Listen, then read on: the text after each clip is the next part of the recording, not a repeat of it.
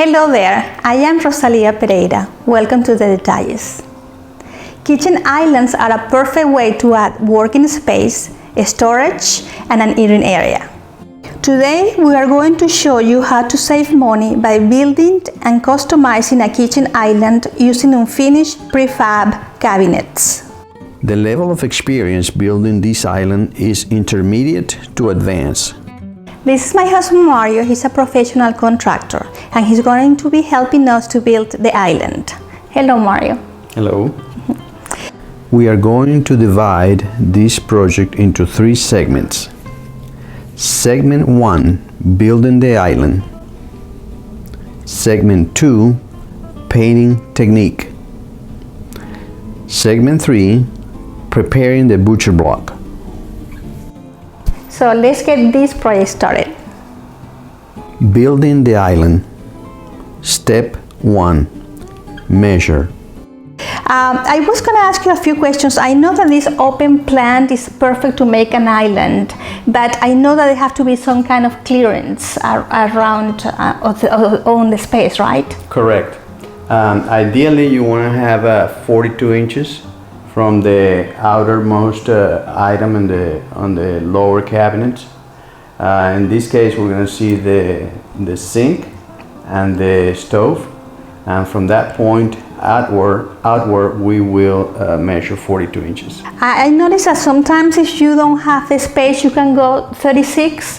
Ideally it's 42, but you could go 36, right? That's also right. If space is an issue, then you can push it down to 36 inches and you still have enough room to move around the island. Step 2, design. Ask yourself a few questions. Do I want the island to be a working space? Do I want more storage, drawers, or cabinets?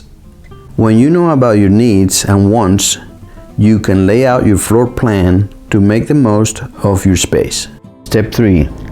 Select cabinets based on desired finish. To cut cost, we are using prefabricated cabinets.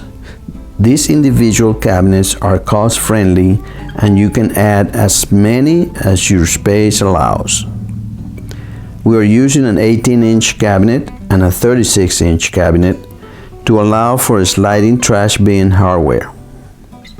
You can find all these supplies in stores like the Home Depot. Step 4. Whether you decide to paint or stain the cabinets, choose the color and make a sample on scrap wood. Step 5. Measure and mark where to place cabinets at your desired clearance. Step 6. Set cabinets on your mark layout.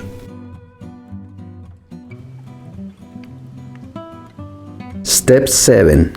Connect cabinets together. In order to secure the cabinets together, insert a piece of wood between the gap of the 2 cabinets. In this case, I had to use a 1/2 inch wood to fill the gap in between the 2 cabinets in the back to avoid that movement of opening and closing. Secure cabinets with clamps at the bottom, front, and back top. Pre-drill holes and screw in place. Step 8. Prepare cabinets for bead board. We added 1/2 inch thick wood filler around the perimeter on the back of the cabinets to create a flush surface that the bead board could be nailed to. Depending where you get your cabinets, you may not need to add filler to make a flush surface. You may have to improvise in some situations. Step 9. Find middle of cabinets. Find the center of the 2 cabinets combined and nail a 1/2 inch board for support. Step 10. Measure and cut beadboard.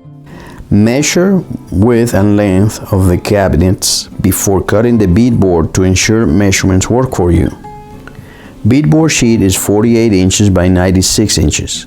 We cut the sheet on the long side first in half. Next, we cut individual panels. You can also get a written guide and list of materials at thedetalles.com. Step 11. Install beadboard. Now that the panels are cut, you are ready to nail them to the cabinet. Make sure they're level. Step 12. Cut and nail trim.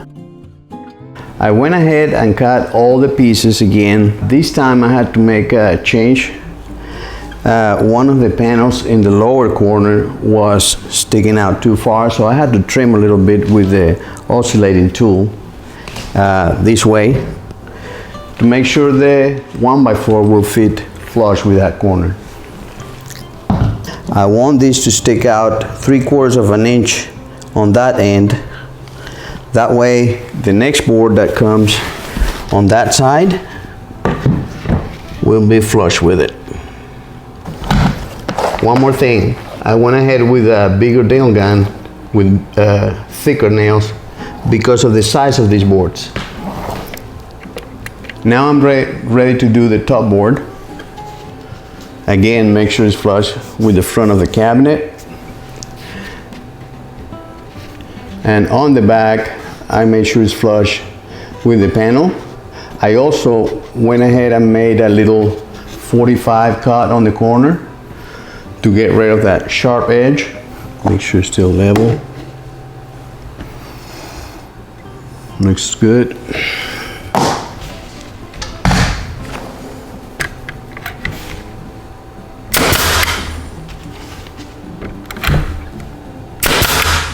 Now ready for the uprights.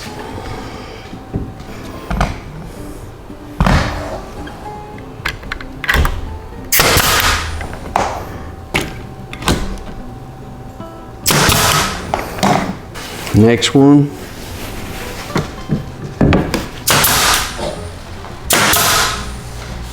Measure and cut to fit 1x4 trim for the top and bottom edges on the back of the island.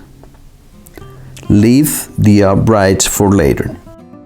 Step 13. Build table frame. Cut the 1x4 to a 1x2 to use for the table frame.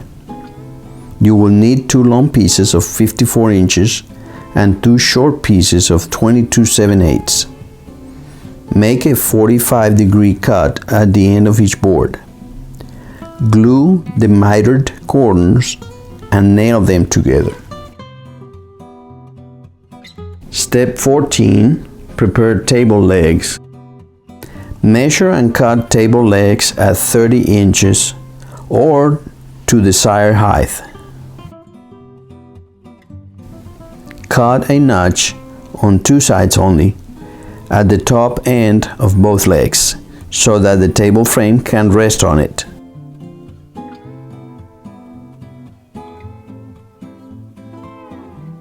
You can also get a written guide and list of materials at thedetalles.com.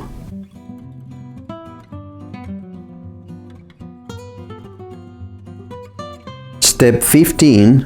Attach table legs to table frame. Now that we have the frame of the table put together and the legs already cut to fit the corner, I'm ready to glue it and secure the leg.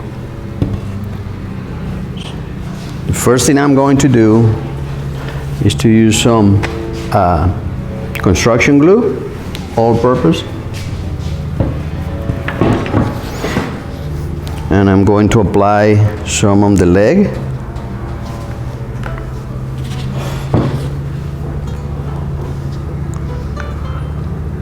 And I'm going to apply also some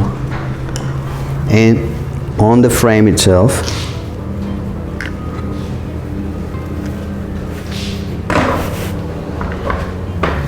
Once I do that, I'm going to set my leg right on that corner. Like that. I want this to be flush with the frame, so I'm going to use a little bit of little shims that I made.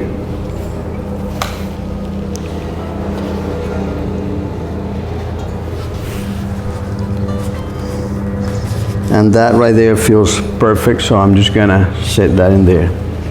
I'm gonna clamp it now.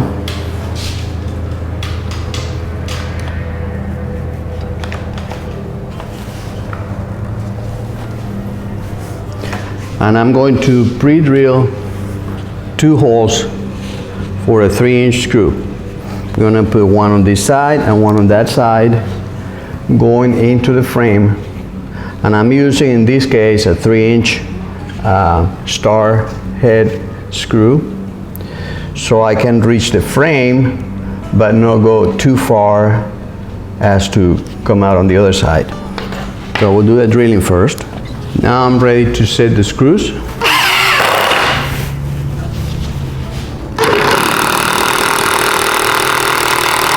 And the second one on the other side. Now I'll remove my clamp. Step 16. Attach table frame to island cabinets.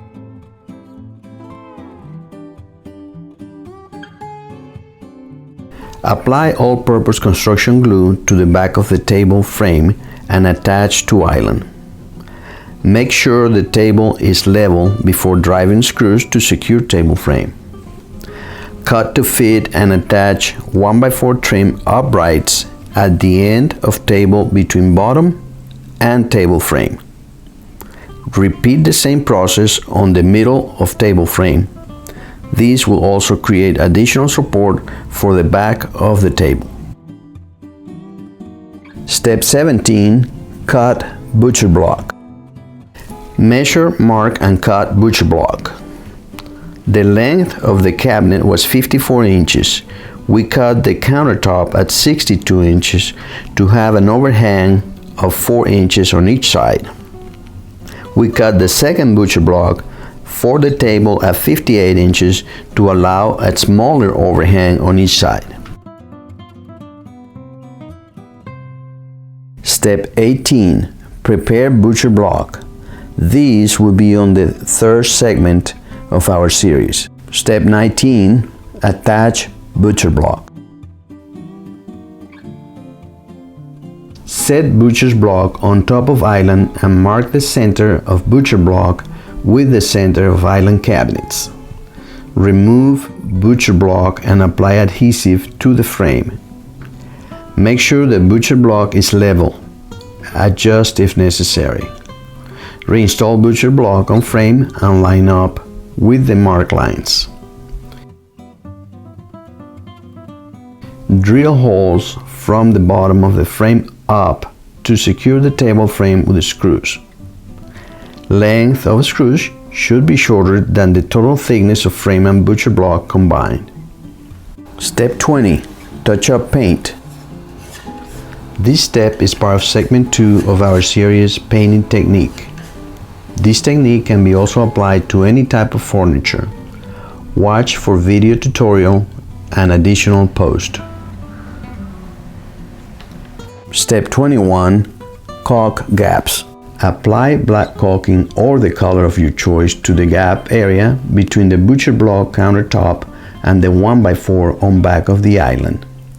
Remove excess caulking with a damp rag from beginning to the end without stopping.